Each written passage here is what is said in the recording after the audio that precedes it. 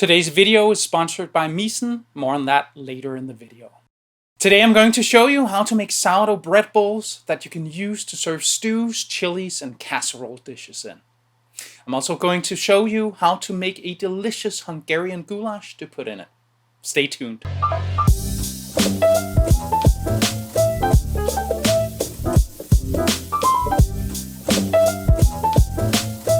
Hi, I'm Sune and I'm a food geek. Today I'm going to be showing you how to make sourdough bread bowls. The bread bowls are small bowls that you can cut the top off and scoop out the bread inside. You can then serve the bread with a wonderful saucy dish inside and everybody will be happy as a clam. The bread that's left over can be used to dip in the sauce. I was first introduced to bread bowls in Prague in the Czech Republic as a street food. You eat the stew and then afterwards you're left with this wonderfully soaked crust that's just pure happiness. So to accompany this bread, I will be making a Hungarian goulash, which is very common in most of Eastern Europe. One of the most important things for an authentic taste in Hungarian goulash is sweet paprika. Today's video is sponsored by Misen. Misen's company vision is to inspire and enable great cooking, which is lucky for me because I share that vision. Preparing the ingredients for today's Hungarian goulash was a breeze with the Misen chef's knife. Chopping, slashing, dicing. The Misen chef's knife has a unique sloped handle for easier and safer chopping. Everything is super easy with a sharp and well-balanced chef's knife. I didn't need any other knives for my food preparation. The Misen chef's knife is designed to replace an entire set of knives. And to top it off, it's 2 to 3 times less expensive than other premium brands. Go to misen.com/foodgeek for 20% off your first order. That's misen.com/foodgeek for 20% off your first order. The bread bowls are 250 grams each, which makes a small bowl. If you have hungry diners, you can go all the way up to 400 grams, but we prefer them small. The hungry diners can eat 2 if they want, and you can easily refill the bowl after you eat the contents.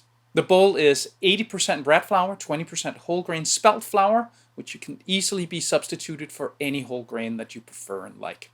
The hydration is 70% so that the bowls will keep most of their shape throughout the process. We can then just bake them all at the same time and not having to worry about putting them in a Dutch oven. The inoculation is 20% and the salt content is 2%. If you'd like to support the channel, please consider becoming a Patreon. You can also buy merch or use the links in the description for tools and ingredients. Thank you. Those were the words. This is the recipe. The written recipe, the ingredients, and the amounts are linked in the description. The night before, make sure you feed your sourdough starter so it's good and ready. The next morning, mix all of the ingredients for the dough. 423 grams of bread flour, 106 grams of whole grain spelt flour, and 11 grams of salt. Mix it up.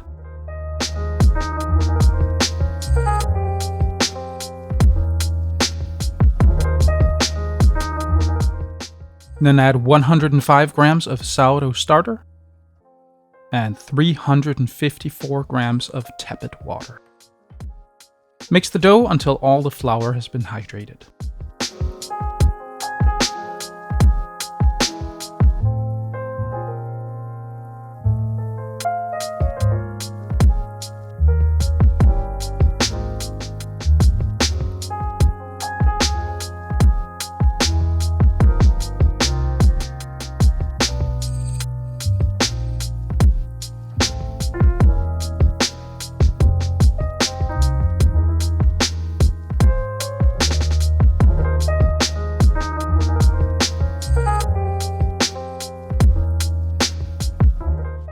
Then cover it and leave to rest for 1 hour.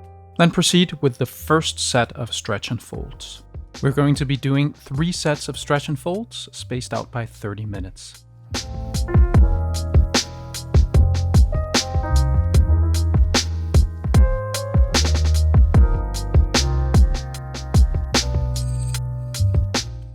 Then the second set of stretch and folds.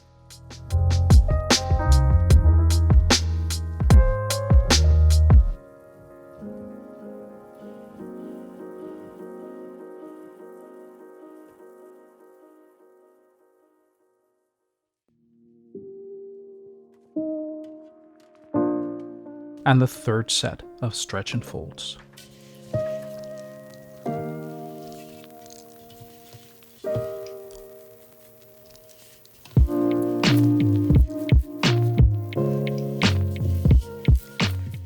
Then do a Windowpane test. If the dough passes, put it in a bulking container and let it grow 25%. If the dough fails, let the dough rest for 30 more minutes and then put it in a bulking container. To speed things up, I put mine in my proofer set to 30 degrees Celsius, 86 degrees Fahrenheit.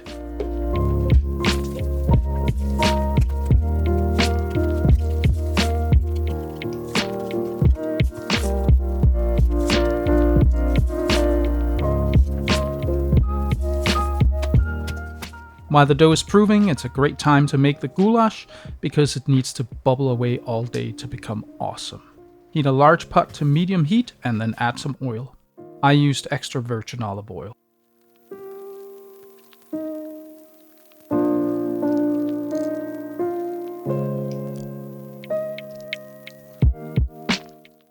Add 3 large chopped onions.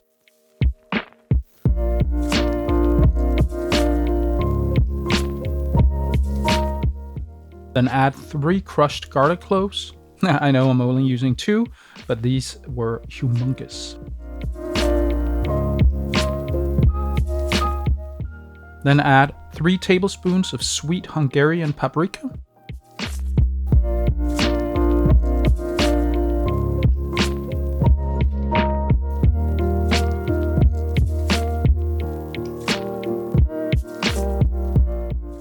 Let it simmer until the onions have softened and everything is fragrant. Then scoop out the onions.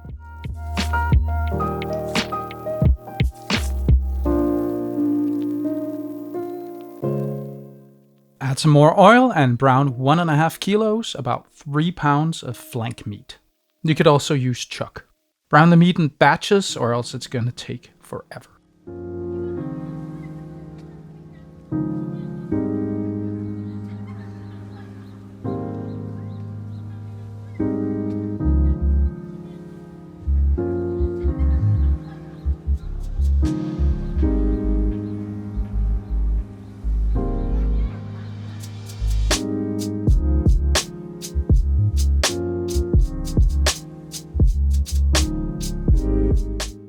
I switched to a taller pot because I realized there wasn't going to be room for the entire dish.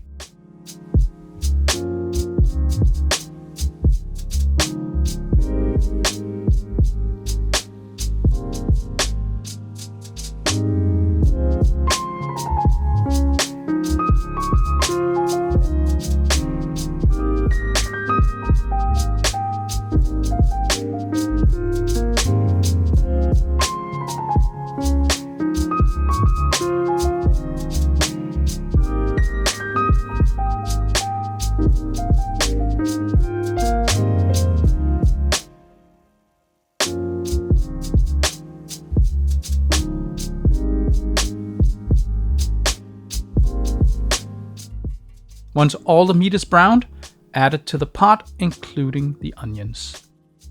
Then add 1 liter, about 1 quart of beef stock. I actually made a combined beef and vegetable stock using 2 beef stock cubes and 2 vegetable stock cubes. It adds dimension. Then add 3 tablespoons of tomato paste, 6 carrots sliced, about 400 grams, 15 ounces of cubed potatoes, and 250 grams or 10 ounces of mushrooms. Mix it up so that everything is combined.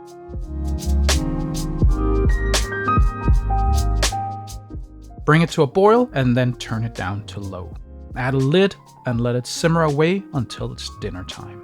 Mine was bubbling away for at least 8 hours. Then about 2 hours after I put my dough in the proofer, it's grown 25%. Proceed when yours is ready. Divide the dough into 4 equally sized pieces and pre-shape them.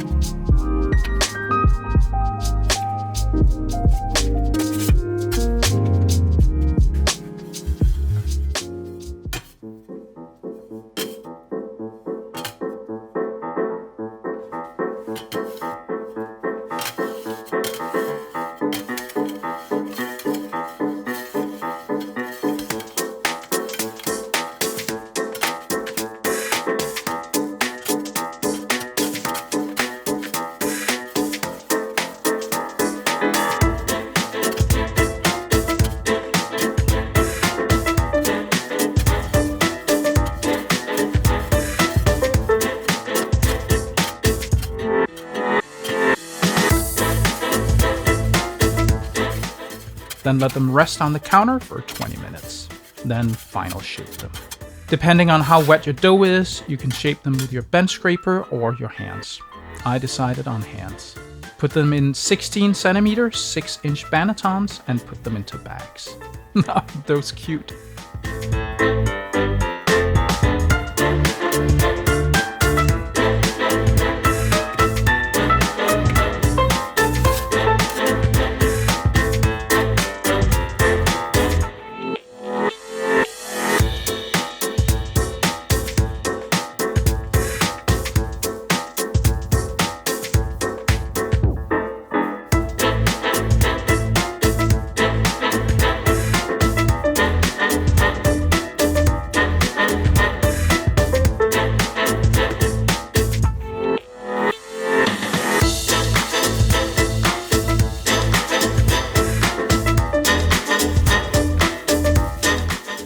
Put all the bannetons back in the proofer for an hour. If you're at regular room temperature, go for 2 hours. Then turn your oven on to 260 degrees Celsius, 500 degrees Fahrenheit, and move the bannetons to the fridge for an hour. In the oven, I put an oven-proof dish and a baking steel. When the hour's up, they're ready to bake. Put them on a large peel on a piece of parchment paper.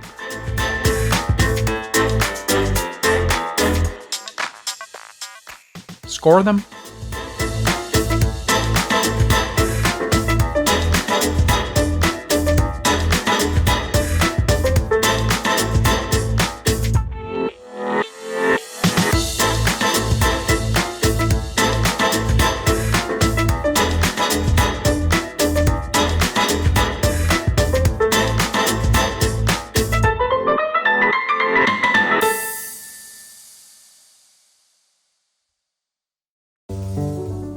Then put a rolled up towel in the oven-proof dish and pour over a kettle of boiling water.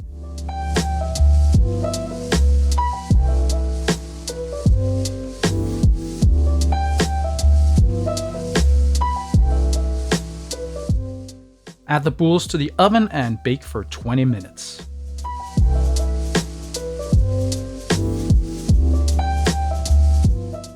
After 20 minutes, turn down the oven to 230 degrees Celsius, 450 degrees Fahrenheit. Bake for about 10 minutes more. If you make them larger, go for 15. Then take them out of the oven and let them cool.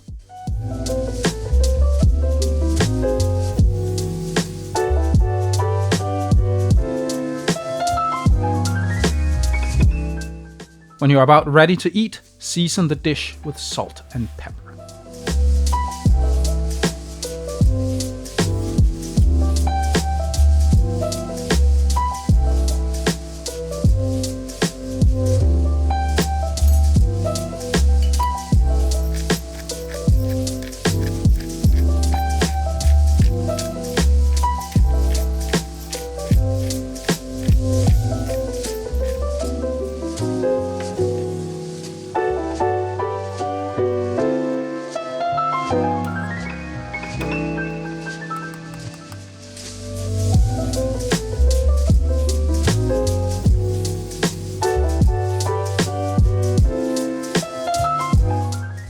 Then mix 3 tablespoons of cornstarch with some water and add to the goulash.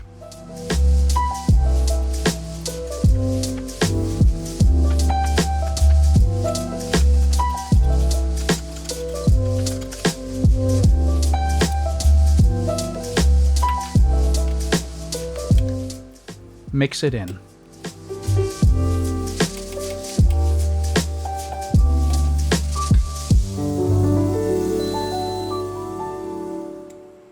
I like mine on the thick side, so I added another 3 tablespoons of cornstarch slurry.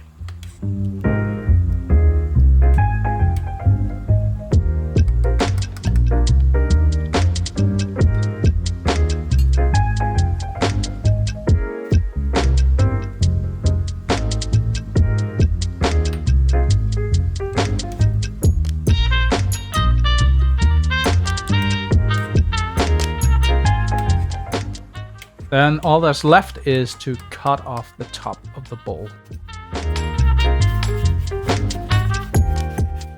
And scoop out the crumb.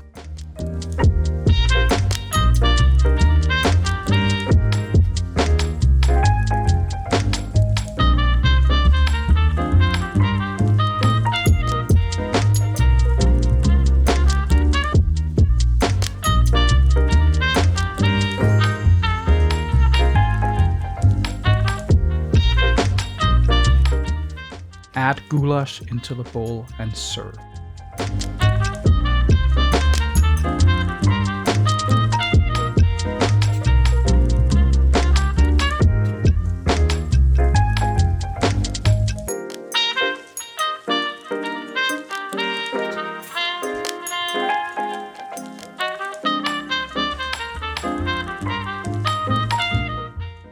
Yummy.